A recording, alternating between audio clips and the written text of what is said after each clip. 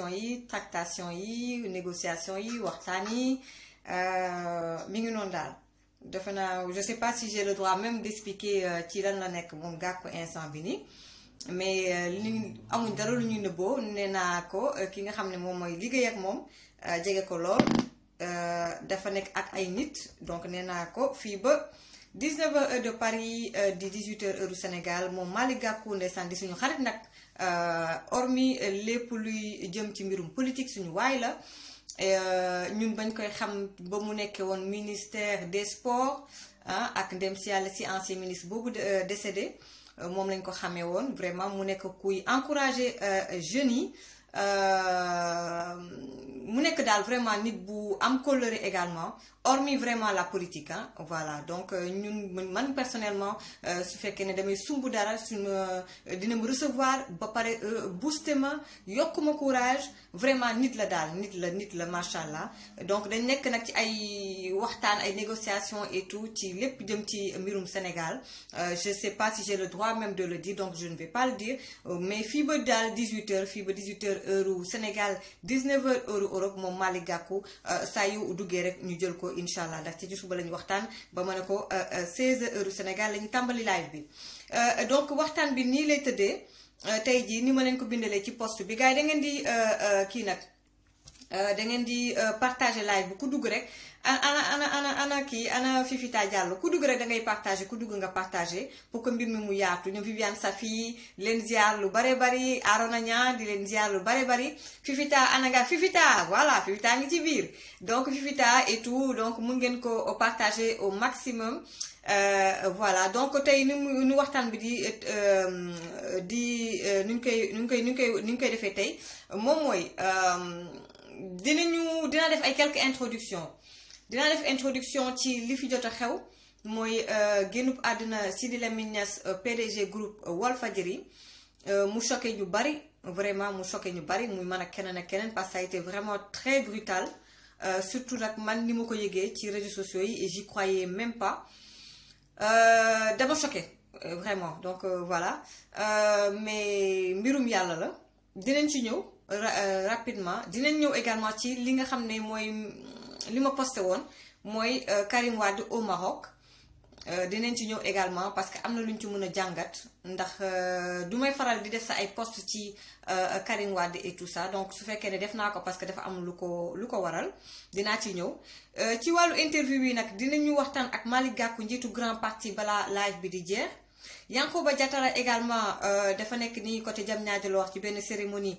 également moom dina dugg donc saa yu féexee également dafa fekk ne tey ci suba waroon naa ko jox heure exacte bi mais xam nga dimanche bi woote yi dañuy bari te comme semaine bi damay jàpp nekk ci liggéey sénégalais ku la woo tamit ñun dañu baaxoo bu ñu waxtaan bu ñu la woowee téléphone dañuy waxtaan donc mënoo couper kenn foog nga déglu ñëpp loolu moom moo tax ma enchaîné ak ni ngeen ko xamee dimanche bu jot damay defar sama kër nag foog ma ménage foog ma raxas def yu fu jigéen donc voilà su ma paree nag door a jublu nag ci live bi mais waxoon naa ko ne ko tey la ci après midi bi incha allah rabbi je sais qu'il est très carré moom kii di Yankoba Diattara bu réew mi dina dugg ci live bi balaa live bi di jeex ci biir live bi également dinañ waxtaan ci ay manifestations yi nga xamante ne dina am ci décembre bi le 21 décembre dinañ am benn manifestation bu rëy foofu ca Sénégal benn sitting opposition bi di ko def ànd ceeg citoyens yi société civile bi dinañ ci waxtaan ak ki nga xamante ne ni moom mooy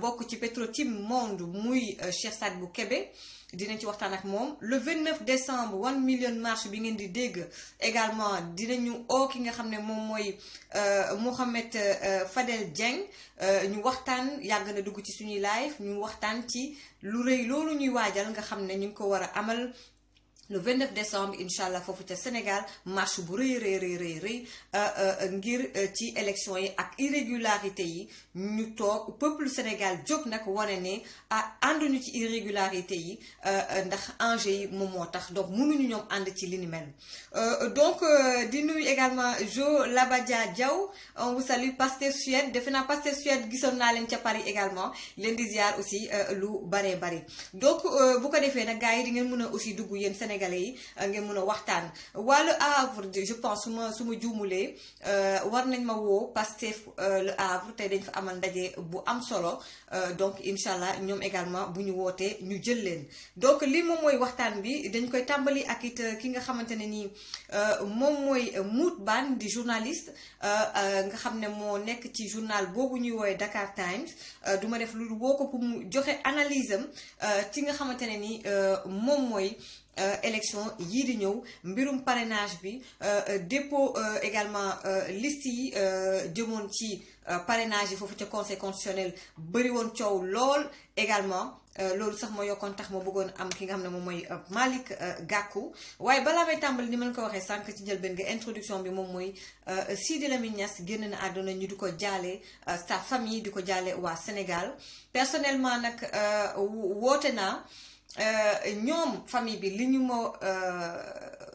ma waxloo li ñu ma ne ma jottali ko askan bi parce que dama bëggoon vraiment muy ñoom Cheikh Niass wala ñoom Abdourahmane Camara di suñu mag di suñu xarit lu ma sàkk woon ci ñoom moom mooy ñu dugg ci live bi remercier sénégalais yi ndaxte ñëpp ànd nañu ak ñoom ci métit bi ñëpp vraiment mbir mi métti na leen te ba pare ni ñu taxawoo famille Sidi Lamine Niass ndax gis ngeen ba ñu koy rob muy buntu Walfadjri foofu ca Walfadjri ci buntu Walfadjri également ba ñuy dem Kaolack yoon wi gis ngeen autoroute ba sénégalais génn ngi rendre hommage ki nga xam ne moom mooy Sidi Lamine Niass kon nag gars yi moo tax def lu baax rek a baax àdduna bi da ngay xare ba dee booy xare da ngay day mel ni yow da nga yow kese la ci combat bi mais am na sénégalais yoo xam ne ñu ngi ubbi seen i bët te xam nañu te ñu ngi gis tey boo fi génnee àdduna ñoom ñoo lay seddal bu rafet ñoom ñooy taxaw gunge la defar la hommage boo xam ne bu mucc ayib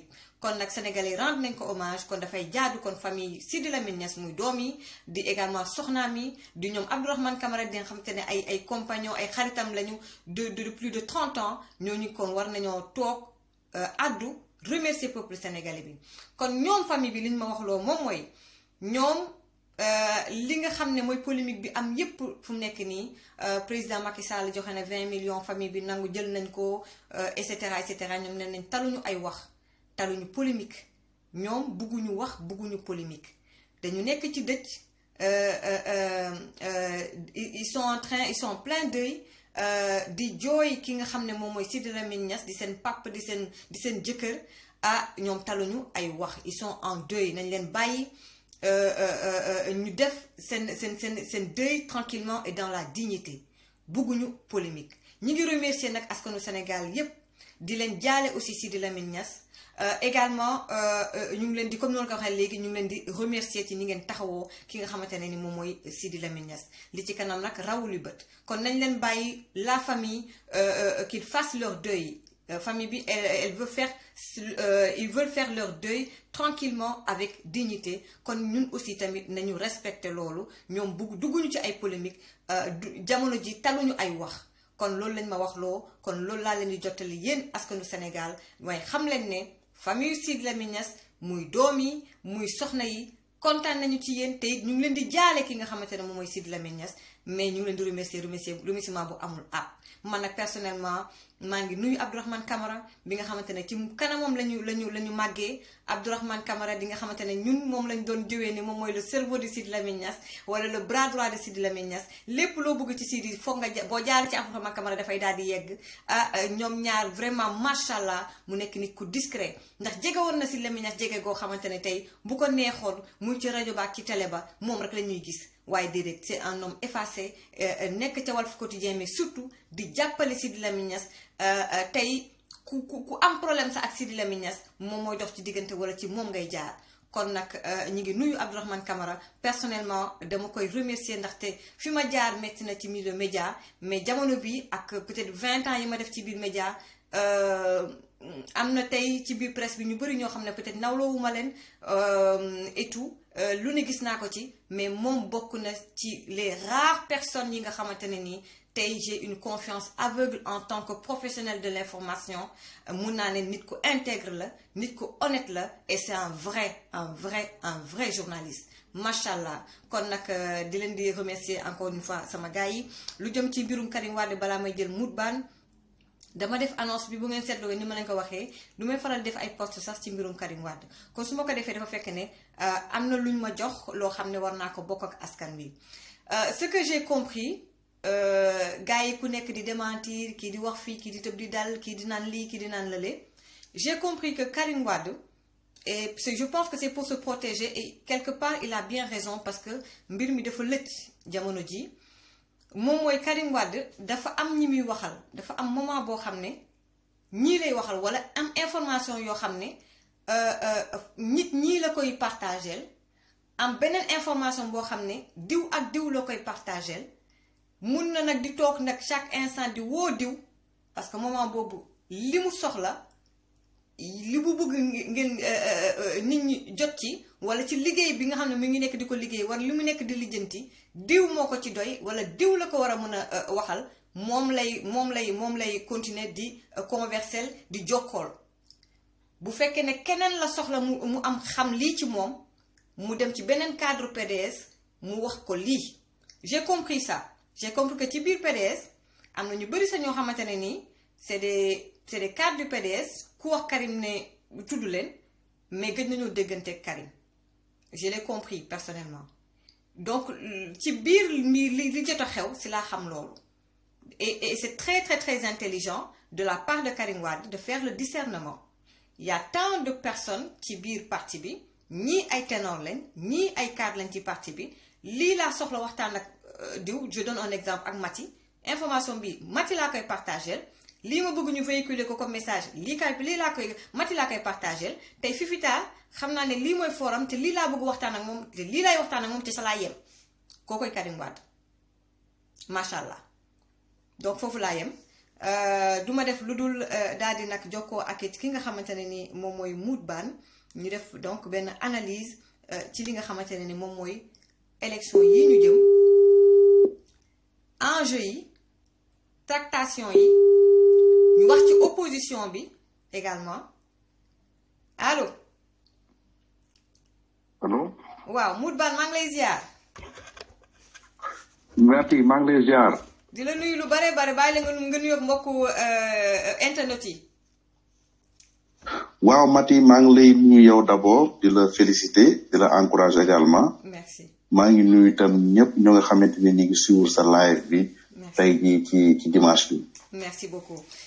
Donc yow on va dire qu'on est à quelques mois moins de 3 mois ci élection présidentielle yi ci élection présidentielle kon moo ko waxee 2019 mbir mi labajoo na mbir mi jaxasoo na lool tey ñi nga xamante ne ni ñi ngi ci ak Macky Sall ñoom jàpp nañ ne 2019 bi seen candidat mooy toogaat am na ñi nga xamante ne nag ay citoyens sénégalais yi wax ak man ni ma Mati il faut que changement am waaye gëm nañ ne boo moytul Macky Sall moom mooy toogaat opposition bi ne ñi ngi def ay jéego macha allah opposition bi dajaloo nañ ginnaaw maître Mame Adama Gueye pour également ñu mun a sécuriser li nga xam ne moom mooy vote yi loolu moo fi jot a xew parrainage bi jur na ay coow lu rëy ndax gis nga li xew ak li dal ñoom Malick Gakou ak même Mimi Touré ndax musóoram sax tas na fa ci dépôt liste yi waaw te même dépôt liste yi sax dafa am la laxasu ca biir mais loolu lépp dinañ ko toj incha allah man ak yow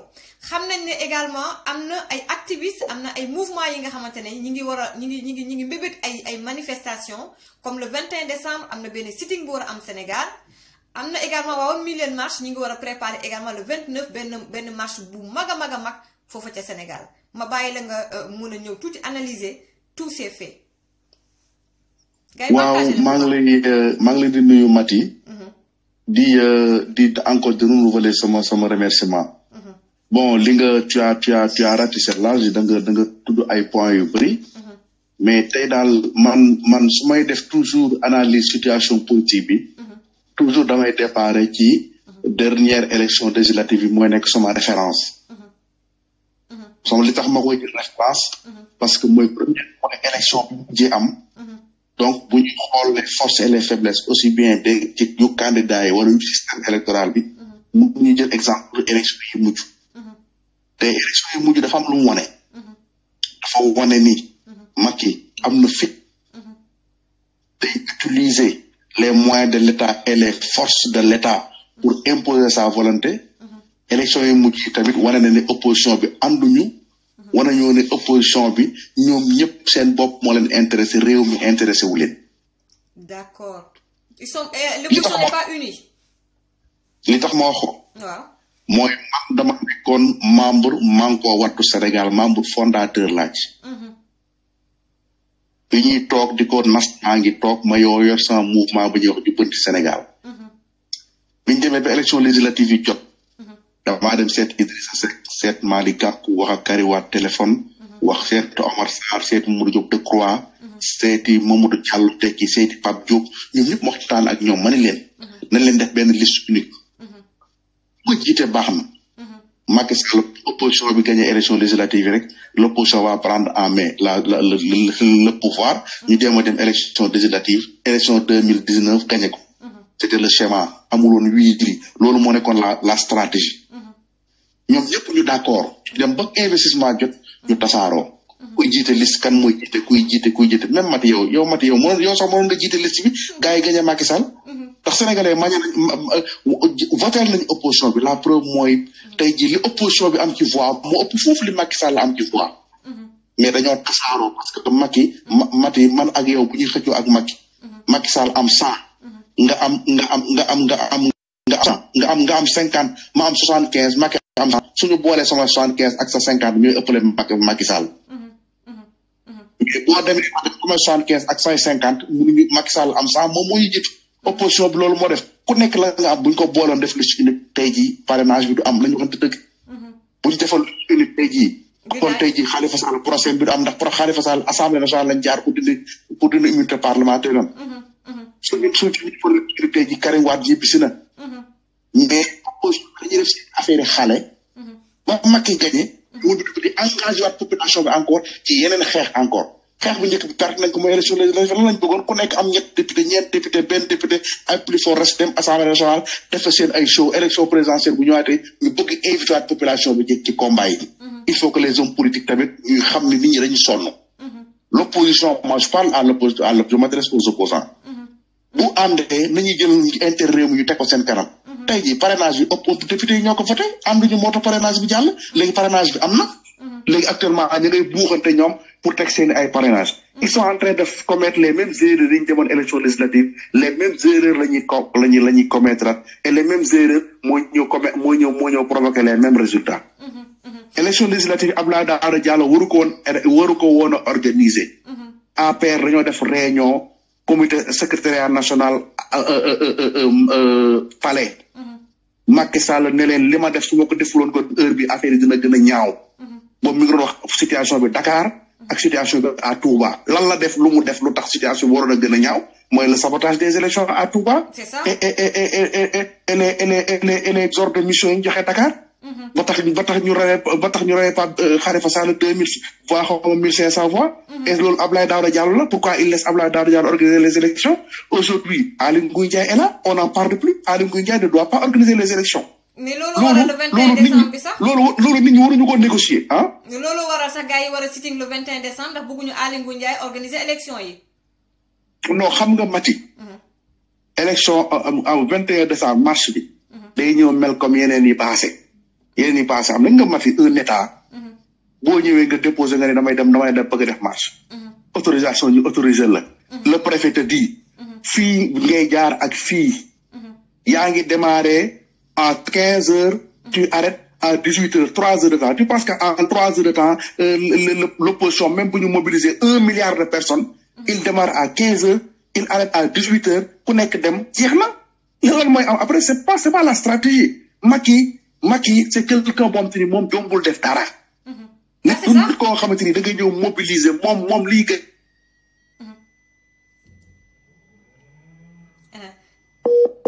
waaw y a un problème de connexion. léegi mais. waaw ñëwaat donc je disais que. waaw la moo ci pexe kon. mais lan moo ci pexe regarde ce qui se passe en France. mais gars yi ñi nga xam ne d'accord uñu. nañu xëy toog occuper les endroits stratégiques de Dakar. nit duñu fa quitté fekk mag Aly Ngouille Ndiaye quitté wul. xëy toog ñëpp toog seen kër gars yi déplacé seen i añ ak seen i ndékki ak seen i ataay seen i yére ca place ya di fa lekkee di fa naane di fa jullee di fa def lépp Sénégal yëpp gars yi arrêté ñii liggéey ñi contre Macky Sall yëpp arrêté ñu toog on bloque le pays. comme gilet jaune yi. Macky rek mënul na mu demee France. mais comme gilet jaune yi mais xoolal mais gis nga 3 heures de temps on démarre à 15 heures on arrête à 18 heures ku nekk ci biir le lendemain nit ñi xëy jàngi ñiy dem liggéey c'est pas comme ça. Ok. Il faudrait que l'opposition pose des actes forts qui peuvent pousser la communauté internationale à réagir et à intervenir pour attirer l'opinion internationale sur l'attention de l'opinion internationale sur ce qui se passe à Dakar. Mais marche 3 heures de temps avec un État qui a toutes les forces publiques. Mais là, fichier électoral et la carte électorale, on a plus de 12 000 bureaux de vote au Sénégal. Quel est le parti qui a 12 000 représentants dans 12 000 bureaux de vote au Sénégal? Quel est le candidat aujourd'hui qui détient la carte électorale? C'est-à-dire que l'ensemble des bureaux de vote au Sénégal et à l'étranger. Ils ont créé des bureaux de vote flottants. C'est-à-dire que des bureaux de vote qui existent physiquement et qui n'existent pas sur les papiers qu'on donne aux candidats. Ok. Loolu lépp noonu lay boo déggee ñu naan élection Sénégal kenn mu defee sàcc élection c'est faux. Sénégal lañ gën a mën a sàcc élection parce qu'on n'a pas un système fiable. C'est ça. Parce que les candidats ne disposent pas du fichier, les candidats ne disposent pas de la carte électorale. C'est l'emplacement des bureaux des centres de vote et des bureaux de vote sur l'ensemble du territoire. dañ lay jox kayit nga gis ni 10 bureaux de vote moo ci nekk fekk 15 bureaux de vote am na yeneen 5 bureaux de vote yu ñu làq yoom te nekkul ci kayit gi. Et physiquement c'est des bureaux de vote qui existent. Ils ont l'administration, ils ont les préfets, ils ont les préfectures, ils ont nommé les gouverneurs, ils ont le ministre de l'Intérieur, ils ont le ministre de la Justice, Aly Ngouille Ndiaye. Ils contrôlent la Cour suprême, ils contrôlent la Cour d'appel, ils contrôlent le Conseil constitutionnel. C'est toutes ces chaires-là ñu ñëw et ku ci nekk koo ci toogal ñoom ñëpp ku ci nekk yaakaar na ni mooy remplacer Macky ils n'ont pas besoin de boo nee mu demal nga woo mati trois pom ngeen waxtaan ci élection yi nga ni ngay mu di non man maay gagné soxla wu ma Macky dama koy gagné soxla wu ma mati trois pom nga dem ci mati ni non man déjà pare naa sama gouvernement man maay gagné Macky soxla wu ma mut baat ñoom ñëpp ce que Mame Adama Gueye a fait Malick Gakou l'a réussi avant lui mais avant les élections législatives affaire yi yàqu na Mame Adama Gueye ce qu'elle a fait c'est bon c'est bien mais c'est pas fondamental li ñuy def nii Macky du ko nga xamante ni da ngay toog def ay communiqué Macky confrontation la xam confrontation yi mu sa am yëpp Sénégal Macky arrière na bi ñuy nekk am mooy à la veille de notre marche en 2016 dëkk bi dafa tàngoon trop temps Malick Gakou moo doon coordonné waa Manko Wattu Sénégal la veille de notre marche ci la Macky autorisé marche yi ba pare daal di wax Aliou Sall na démissionné Petro-Tim Aliou Sall ils ont fait une réunion de famille Aliou Sall a démissionné parce que le pays était très chaud devant les étudiants de l'UCAD. Macky dafa reculer devant les étudiants de Saint-Louis. Macky dafa reculer devant la détermination des enseignants. Macky a reculé. Wow. Devant le combat de l'opposition récemment contre la signature de contrat minier avec les Turcs là. Mais Macky a reculé. Il a reculé. Mais aujourd'hui, il a les renseignements. Il sait ku ci am moyen ku ci am xaalis ku ci amul xaalis ku ne fa ko toog xam na il sait que gars yi ànduñu. unité de façade bi nii la rek nii je dama la expliquer benn affaire. dañu war a def benn conférence de presse. pour wax ne Macky bu mu signer le contrat avec les Turcs. Atepa a appelé pratiquement l'ensemble des candidats de l'opposition pour ñu def conférence de presse. Macky xam nga lu tax conférence de presse bi amul. candidat yi dañu d'accorduñ ci kan mooy toog kan mooy wax kan mooy njëkk a wax bu journaliste yi toogee loolu moo tax conférence bi amul. problème d'égo. te li ma lay wax ça fait même pas un mois mooy le contrat sur les Turcs. C'est moi qui ai sorti l'information. Atepa a parlé avec ñëpp. ñu toog ñu ni kan mooy wax. ñu ni nañ xool Atepa moo mag. comme moo mag na Atepa wax ñu ne ko noo candidat nga boo waxee dafa mel ni ñun ñëpp dañoo topp si ginnaaw. ñu ni kon nu ñuy def ñu ne dañ ko jigéen ñu woo Aïssata Tall Sall boobu Aïssata Sall était à Touba finalement mënul woon ñëw bokk ci affaire finalement ils ont fait une liste de déclarations communes qu'ils ont envoyé à la presse. Et déclaration commune bi même pour def liste yi dañu ne dañ bind tur yi par ordre alphabétique parce que bëgguñu ñu ni diw moo jiitu ñu ne jiitu ñeneen ñi dañ topp ki nga esprit boobu opposants yi nekk fi nii di sonal comme ça nit ñi. Et lii mooy tax Macky je te dis et je te le répète si l'opposition n'est pas engagée déterminée à ce que Aly Ngouille Ndiaye bu mu organiser élection yi en ce que ñu génne le fichier électoral et la carte électorale bu ñu engagé wul ci loolu Macky Sall va passer je ne dis pas qu'il va gagner gagner moom xalaatuma ko mais gagner et passer y a nuance on peut passer sans avoir gagné parce qu'il va utiliser la force noonu ni moo gagné depuis mu def il a utilisé la force écarté Khalifa Sall il a utilisé la force écarté Karim Wade yàq carte d'identité mais il ne figure pas sur les listes électorales il a utilisé la force dàq Ousmane Sonko il a utilisé la force dugg ci sëyu Abdoul Mbaye dugg ci famille dugg ci famille jaxase ko jabaram il a utilisé la force nangu di toroxal Abdoulaye Wade il a utilisé la force ñu yàq deru di yàq manifestation opposition Macky Sall force la xam moom la utiliser moom la gérer dëkk bi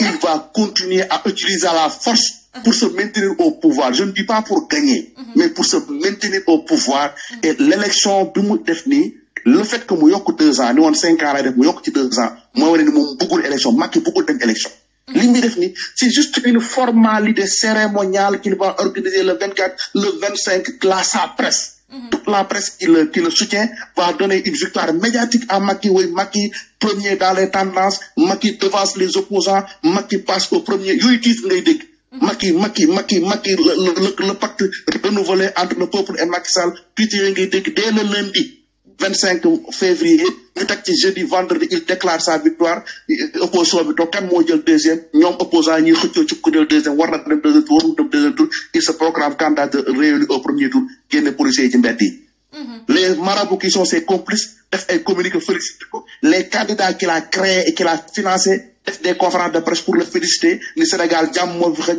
vraiment président Macky Sall kon ne liggéey félicitation mu continuer pare nañu ñoom ils ont ñoo war a am fulla ak fayda ba pare nag ma yokkal la ci benn information bu ma leen jox parce que ma ko bëggoon poster xaw ma nag di nga ci bëgg a àddu ou pas mais xam naa ne xam nga ñu du ñu joxe suñu source mais de source sûre am na ay nit yu jege maître Abdoulaye Wade ci biir PDS yoo xam ne nii kii di Macky Sall mi ngi négocier ak ñoom am na si ñoo xamante ne ils sont au palais ñi ngi ak Macky c'est-à-dire ñi ngi ak Macky ñi ngi négocier donc Macky est en train de discuter ak des pontes du PDS donc loolu aussi pour vous dire que mi ngi nekk di infiltrer opposition bi ci boppam donc mi ngi infiltrer opposition bi ci boppam moom fu mu nekk nii démanteler PDS moom loolu rek la bëgg jamono ji mais Macky depuis mu tàmbali li tax moo ko def moom xam na ne amul parti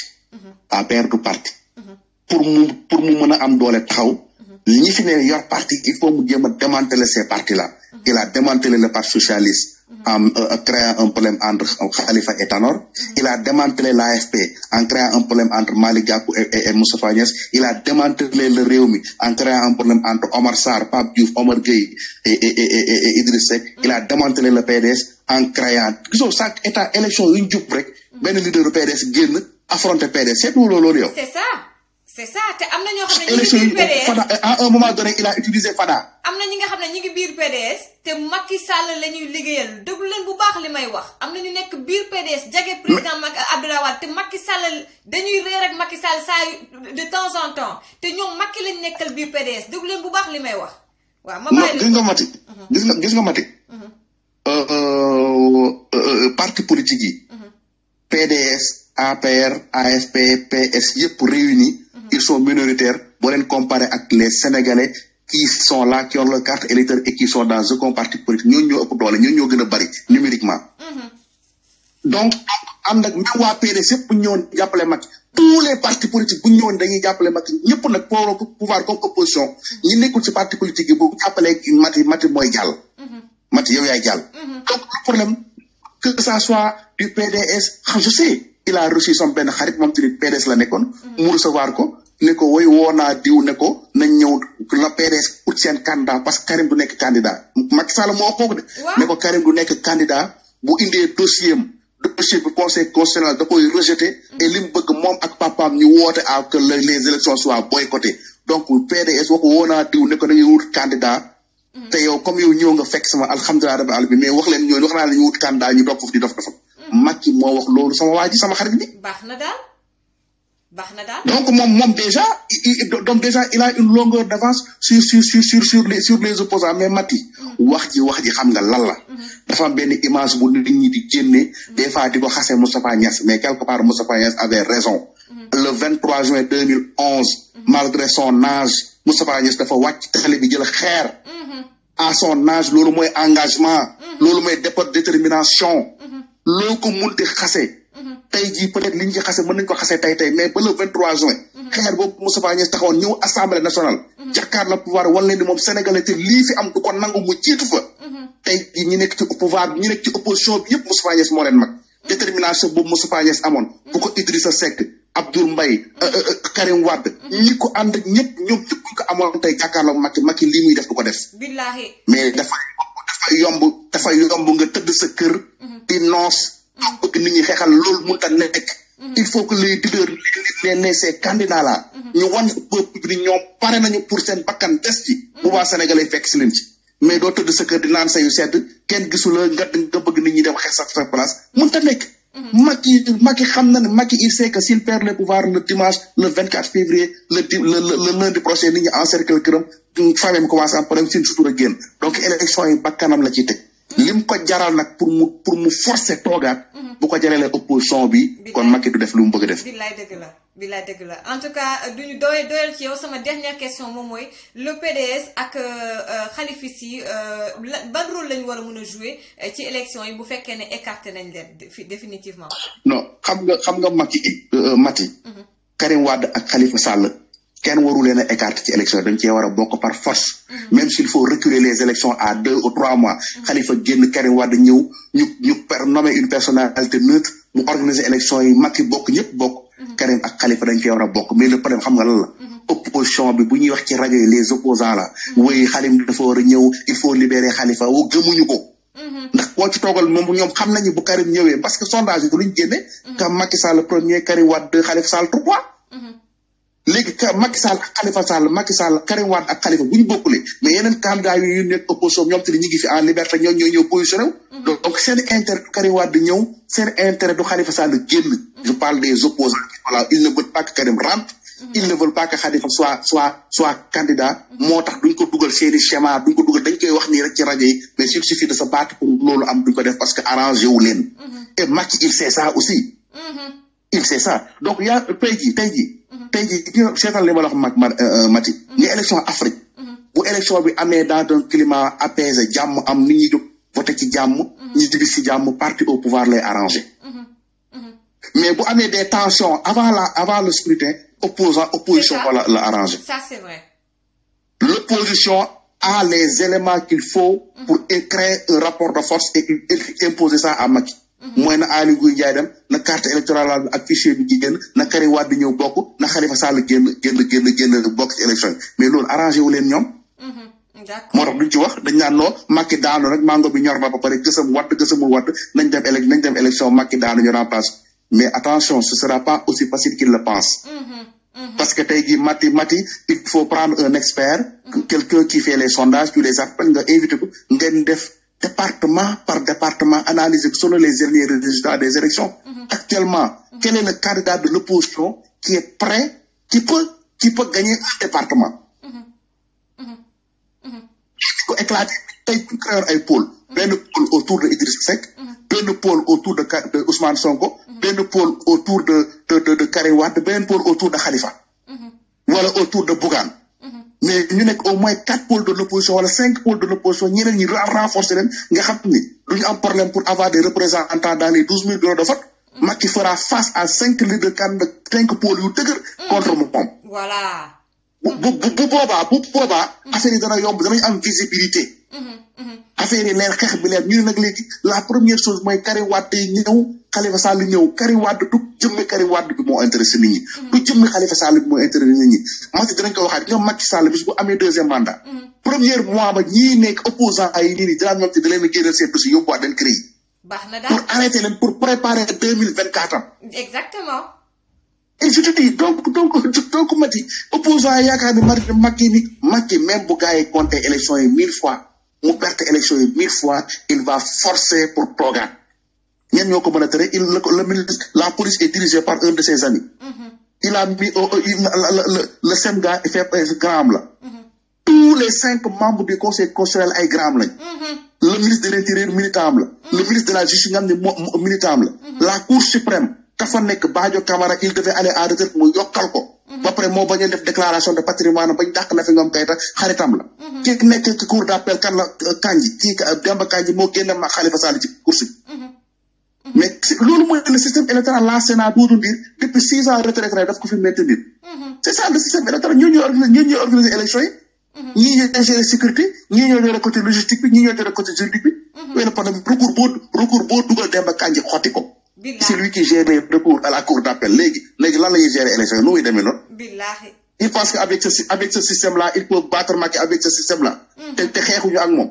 non il se trompe Mati ñii bu ci sonal nit ñi. am na solo en tout cas maa ngi lay gërëm di la sant yaa ki nga xam ne mooy Yankoba Diattara bu réew mi buy woote ni ci suuf vraiment sa analyse yi pertinente na te maa ngi lay gërëm di la sant toujours égal à lui-même merci beaucoup Moudbane di directeur publication de Dakar merci voilà kon nag ñoo ko déggandoo duñ def lu dul woo Yankoba Diattara mu ma nekk di ma woo ni il y a 5 minutes je vais le rappeler gars yi dinañu waxtaan ci lu bari il a parlé de 5 blocs ay coalition et tout opposition bi loolu ils sont obligés de le faire donc bu fekkee ne voilà donc il m'a appelé il y a 5 minutes Yankoba Diattara mais bu fekkee na Moudbane mi ngi nekk di wax donc mënuma ko woon couper voilà Yankoba Diattara je pense que xanaa ma woowaat ko ci numéro fixe bi ngeen may ma daal di woo également ki nga xamante ne nii moom mooy Mohamed Dieng pour également Baba Aïdara aussi bu fekkee ne yaa ngi connecté wu aussi ma woo la Baba pour que ñu mën a waxtaan allo Mohamed Dieng. Mati Fall Fallène bi da nga def. waaw maa ngi lay ziar lu bari Fadel. Mati Fall tey nag dama lay wax na nga dugal Pape Ousmane Dramé. waaw man sax. waaw bu man bokkee ak Kafa Ousseynou Fall. Mati. ñooñu sax man suñu waxee. man damay topp seen ginnaaw rek na samay jëwriñ lañu. waa xoolal. Mati Fall pour naa Moudbane léegi maa ngi koy nuyu ku engagé la maa ngi koy nuyu bu baax a baax. waa xoolal Mouhamed dafa am Yankoba Diattara dama ko doon woo léegi mu ngi may rappeler est-ce que mun naa ko woo bu ko defee su ma paree rek ma woo la daal di woo tonton kii également dina ma koy woo léegi moom également Ousmane Dramé. mais baax na rek man dama téye lim bi lu yàggate damay déroulé. waaw que su ma déroulé interpellé leen ci 1 million parce que tamit dañuy waxante dëgg parce que Moudbane dafa wax lu am solo. dafa wax lu am solo ne nañ bàyyi xam nga expliqué la ne problème yi ñuy am ku nekk jàpp na ne yaa war a jël yëf yi. 1 million marché dafa jël loolu yëpp teg ci côté. ne peuple bi moo ci bare. te li ma wax nii aussi ñun 1 million marché personnellement. ñu ngi def nañ jéego yu bëri. mais gis nañ ni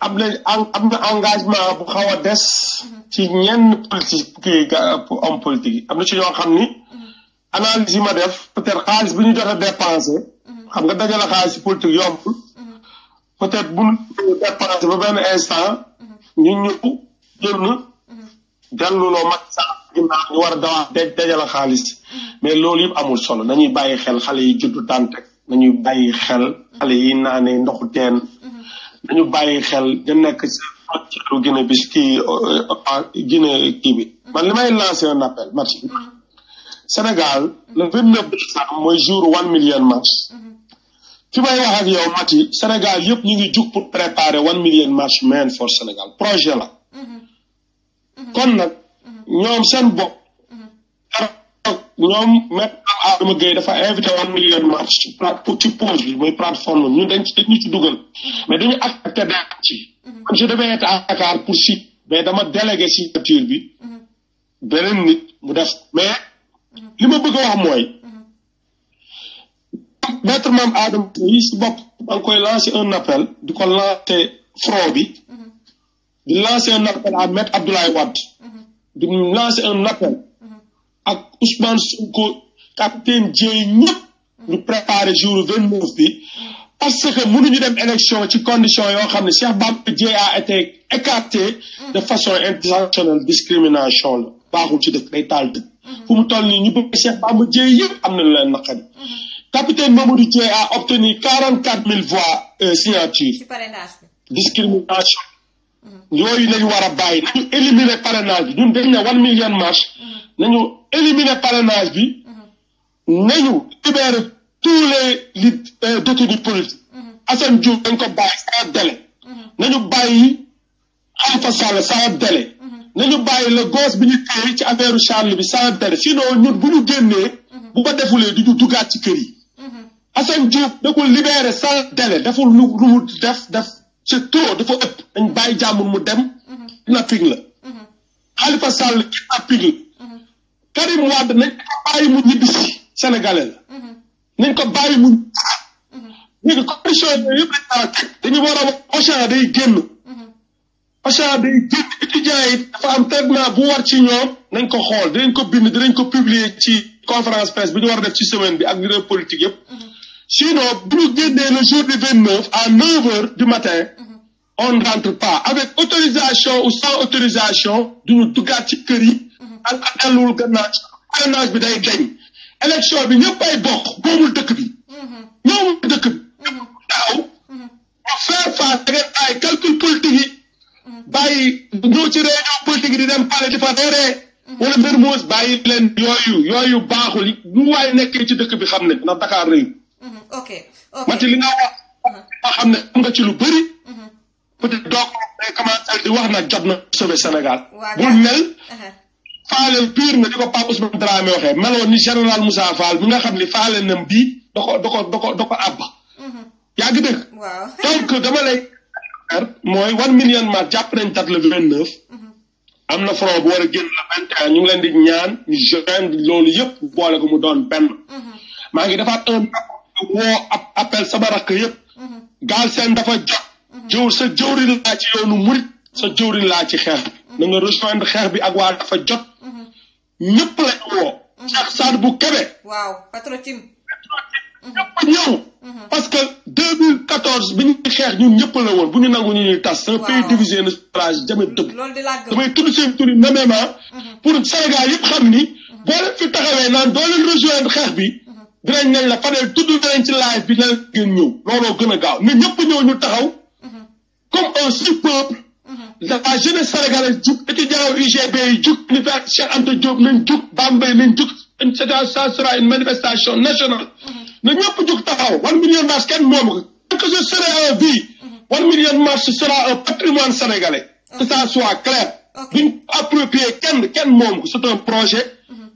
li ñu tàmbali woon di ko wax 18 mars ba léegi ci loolu laa nekk du ma war. te nit ñi li ñu xas ba gëm loolu la ñuy nekk 1 million bu ñu paree ku nekk day dellu si ité. bu ñu demee nag ba Mati Fall toog ne Fadel ne ñëpp jugaat ñu 1 million ñu daw si ne Mati lu xew. mu ne benn violation des droits de l'homme mi ngi am ni ñu jugaat topp Mati. 1 million marche kenn moomu ko. Luther King def na ko. Faraxaan def na ko ba femmes yi nekk fi def nañ ko daal di delluloo ginnaaw Donald Trump.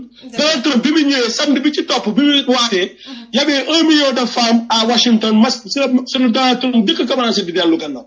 donc ñu ngi lancé un appel aux Sénégalais ne 1 million marche dafa war a réussir au Sénégal pour tas ci Afrique yëpp. Inch'Allah. dañu xam ne ku nekk mën nga liggéeyal Sénégal.